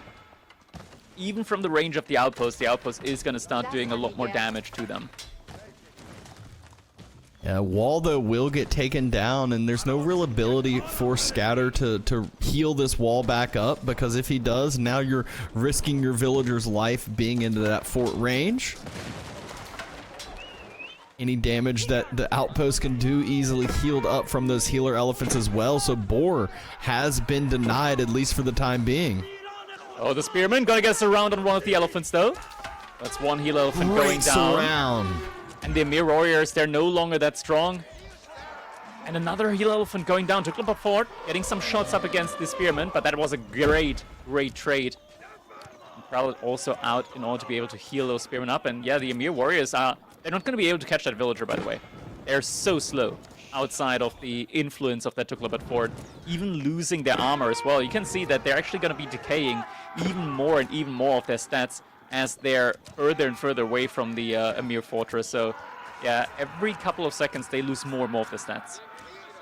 Yeah, kiljardi just throwing away quite a few units. Great surrounds by Scatterbrained. Obviously, you know, it takes some skill to be able to move forward, to take advantage of your opponent just moving, overstepping just a little bit. And Scatterbrained did exactly that. So has been able to get back on the board, has this security, and is feeling quite comfortable here.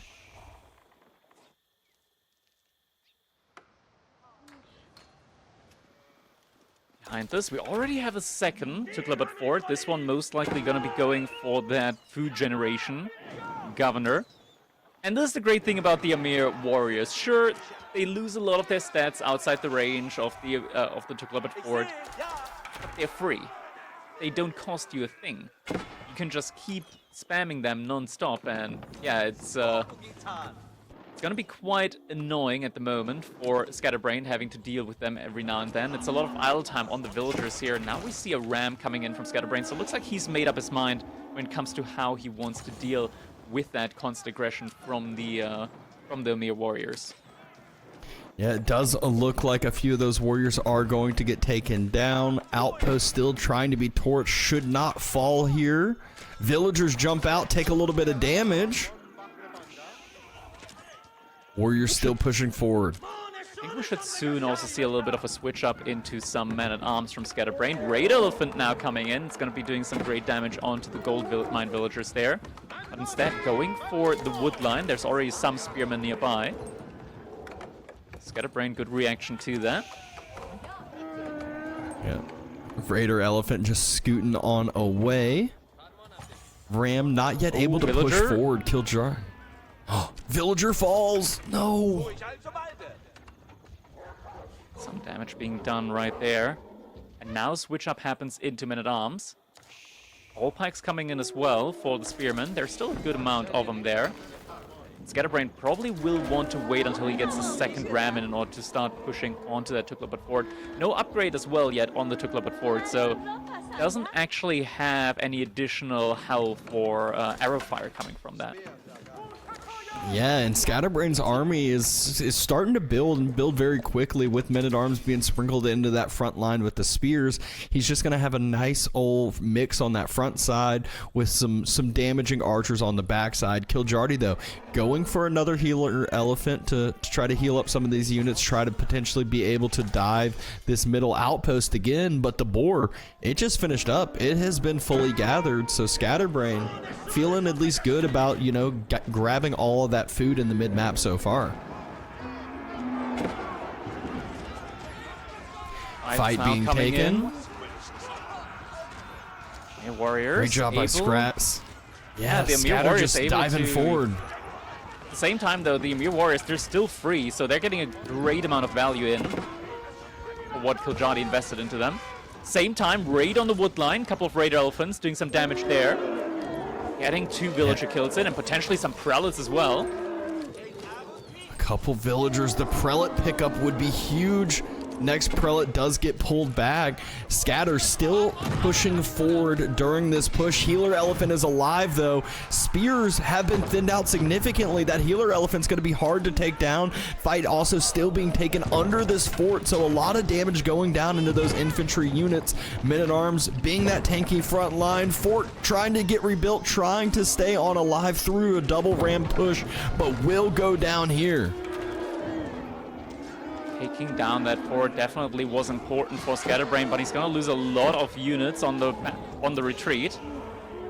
Still producing more men-at-arms, but men-at-arms don't feel that strong up against a unit like the Raider Elephant. I mean, he just traded so many units for taking down that fort. He sat under that arrow fire for so long with the Rams. I think he was ahead by 10 or so units at the beginning of that, and now finding himself at a deficit. Not only is this a worry for him because he's losing the mid-map, he has production buildings, double barracks in the mid-map. If that starts to get taken down, it's just going to slow his remass by such a long timing here. Raider Elephant still pushing forward. It's the archers now about to have to be the front line for Scatterbrained. Production buildings here at the front side also in trouble now.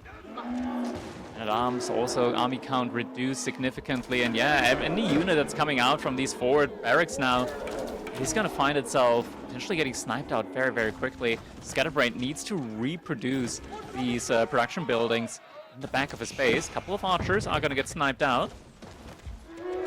Scatterbrained does have the army advantage when it comes to the archers, so he needs to use that right now in order to regain map control here. Yeah. Another fortress coming in. Is that some villagers that just got rallied to the front side? One villager, yeah. Archers pushing forward, able to take down a few more of those villagers trying to build the fort, but now focusing on the archers. If Scatterbrained's able to clear this mass, then that fort can never go up, but there's such a big mass, so many raider elephants here, so many healer elephants, and the heal has not been able to get cut through. The heal is just outmassing the damage here, so Scatterbrained losing unit after unit and not even getting trades for it. Men-at-arms are incredibly tanky, but in the presence of feudal age healing, they just stand no chance. They cannot get past the health pool of these Raider Elephants. Archers running for their lives, but they are going to get taken down on the retreat here as the Raider Elephants are about to catch up. Yeah, Raider Elephants catching those archers. Scatterbrained now is at a point when he has single-digit military units out on the field, and there's 9 Raider Elephants alone for Kiljardi. There's 3 healer elephants. This is a problem for Scatter. I don't know if he's ever going to be able to out-damage the healing, but if you could pick off healer elephants by themselves out of position, that is a way back in the game for him.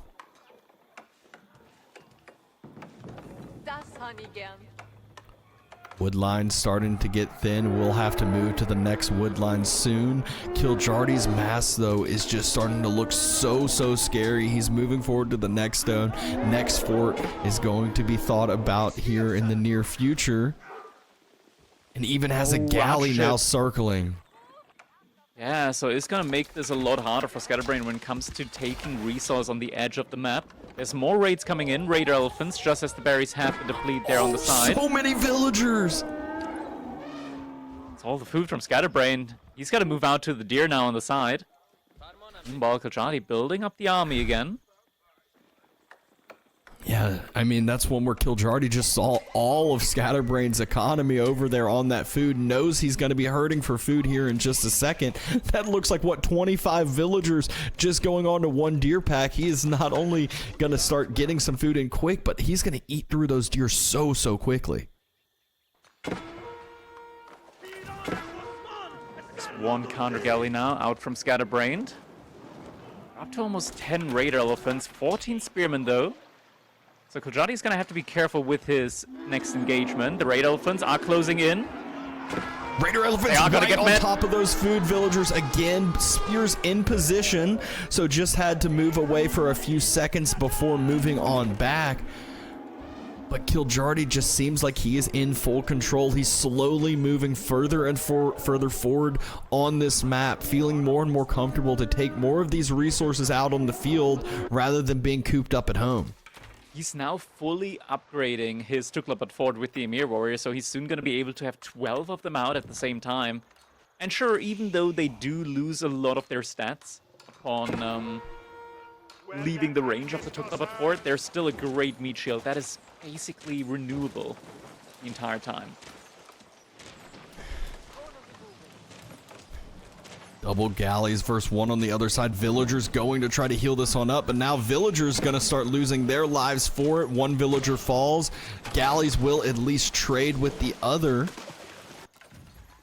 But Scatterbrained still getting denied off of that back gold for the time being. kiljardi now has paused his unit massed up. He's about to drop castle, but Scatterbrained, he is matching it at the same time. There it is, House of Learning coming in, but we should be seeing a Burgrave play, I believe, from Scatterbrained. Yeah, Scatterbrained being delayed off of that gold. He just hasn't been gathering gold for the past couple of minutes, so that galley did so much more to delay this timing of the Burgrave than what, it may be realized. kiljardi, he's getting ready for this push. The thing with the Tuklak, of course, only needing 5 seconds for the upgrade, so this push is coming as soon as kiljardi hits the age up. Yeah, I mean, it feels like he almost should go ahead and start moving forward with how quick the age up's coming on through, how quick those investments, those researches and technologies come on through once Castle Age hits. There we go. Castle Age has finished. And now we start moving. Mere warriors, just so many of them out on the field. 3 men-at-arms frontline. Now, age up coming in from Scatterbrained as well. Upgrade 13 men-at-arms in queue. Okay. He knows what he wants.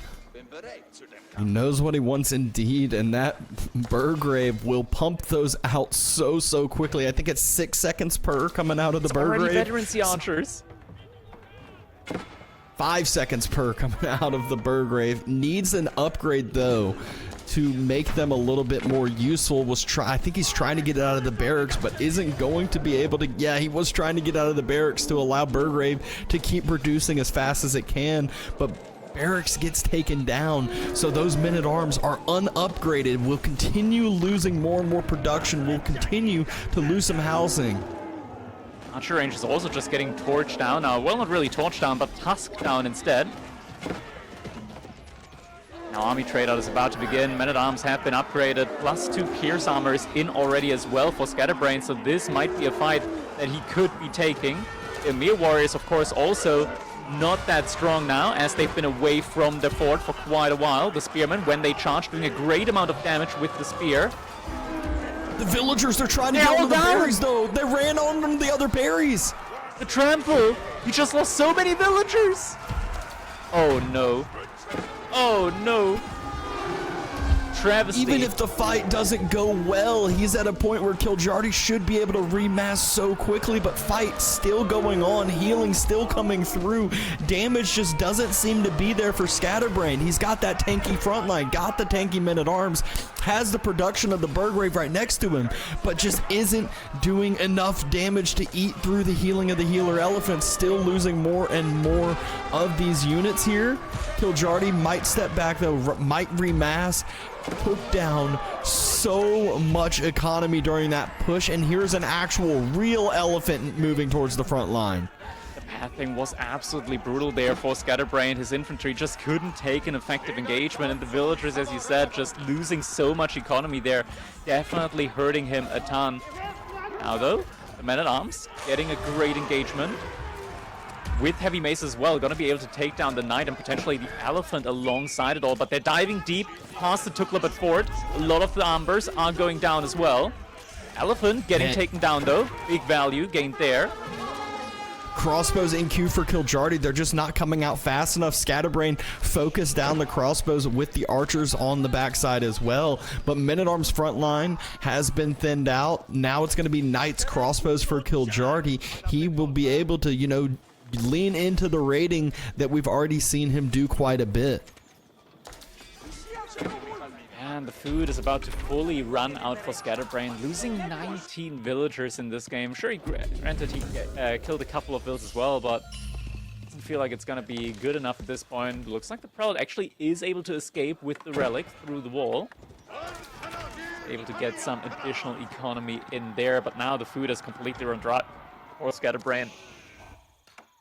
I mean, just looking at the forts Kiljardi has out, it's just going to be so hard for Scatterbrained to do any return damage, to have any map control, any semblance of moving across and doing anything. I mean, Kiljardi's got mid-map, Kiljardi's got a fort on the western sacred site. Kiljardi still has like a bunch of sheep underneath his TC. I mean, he hasn't needed it. He's been able to go out on all the berries, go out on all the deer without any worry at all. Meanwhile, Scatter, he has been moving all out from the north side of the map, the west side of the map, trying to get anywhere he can gather food. And this Kiljardi, before he even takes all of his sheep, going for the farm transition. And now putting up, he's the one that's putting up forward walls, and he's going for trebuchets behind it all in order to start taking down the infrastructure. Yeah, he's ready to start trying to end this game on soon. Oh my god! Good reaction time by Scatter, but so much gold denied. We talked about it when the map gen first spawned, about the risk with these gold veins. They're all kind of near the water for the most part, so you have to contest it. And all of a sudden, if you get behind, if you're not able to hold the gold, it's going to be impossible to retake it. And Kiljardi, he's making that one of the main focuses for himself. Just deny Scatter's gold. Crochet almost getting taken down. Scatterbrained really feels like he's only got one more big push in him. At the same time, he's moving out to the berries. There's another archer ship approaching, ready to wreak havoc on those villagers as they're gathering the food there. Oh, that's gonna be brutal. Oh, good reaction again by Scatter, but this is just so many villagers that have just had to evacuate their locations that they're trying to gather from. First it was gold, next it was berries. It just feels like even with Scatter's economy being down so much, he's not only down on economy, he can't use those villagers that he does have even.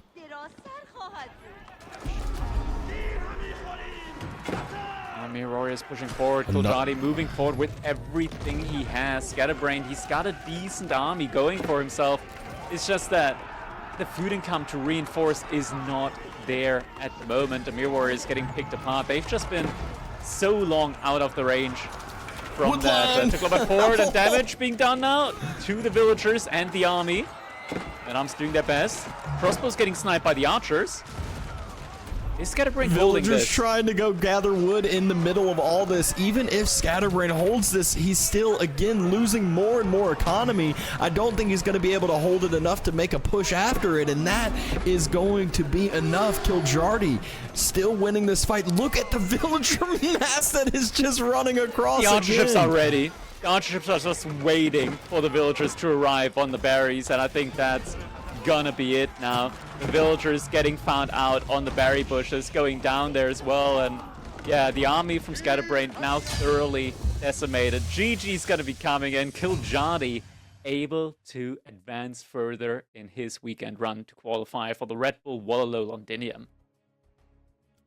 Yeah, good old series, a back and forth series with some messy games, some messy gameplay, but that always adds some excitement. No one ever complains about seeing, a bunch of eco kills, about seeing some of these back and forths like we did. Yeah, total resource guy. That's a pretty big discrepancy there. Military value lead as well. Honestly, I feel like Tukluk just has such a great synergy to this map like Socotra, having the ability to put up these cheap keeps. Well, they're not real keeps, they're like miniature keeps that you can expand on. But yeah, it's on a map that is so tiny, being able to take map control so effectively, it is absolutely brutal for the HRE, who in their current form don't seem that strong to begin with, to really put up an honest fight. And kiljardi just playing this one excellently with the non-stop aggression, with the Emir's warriors, utilizing them even when they're outside the range of the fort, and yeah, just taking a great victory here and closing out the set 3-1. Yeah, really solid series there, and really good way to hold kiljardi did with even with losing the first two healer elephants. It feels like it was such a big loss, but wasn't blinking, wasn't worried about that at all. He just kept remessing and knows that just getting that little bit of timing window in there in order to get the Tukluk fort on the front side was so critically important for him, because both of the stone outcroppings were forward. He really needed to distract a little bit there early on with the heal elephants in order to get that first initial fort up.